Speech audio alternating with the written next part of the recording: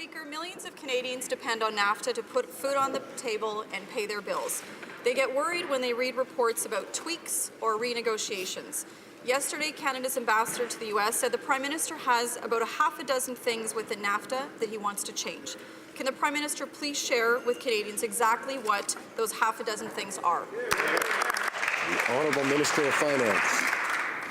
Mr. Speaker, I'd like to just say again that this past Monday, was an extremely important day for Canada, for the United States.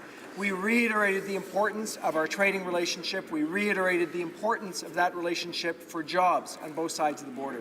For 2.5 million Canadians who rely on jobs that are exporting to the United States, and for 9 million Americans who rely on jobs through exports to Canada.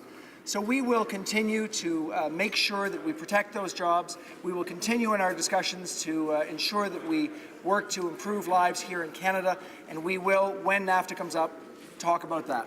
The Honourable Leader of the Opposition.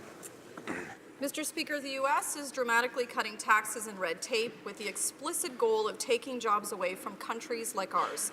Yesterday, the head of the Business Council of Canada, John Manley, sounded the alarm.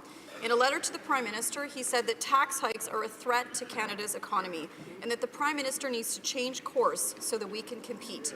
This is about people's livelihoods. So will the Prime Minister listen to this good advice, or will he keep on with his tax and spend agenda?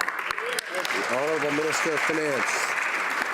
Mr. Speaker, in Canada, we have a competitive business environment. In Canada, we have a competitive tax situation in comparison with the current United States tax situation or with OECD countries.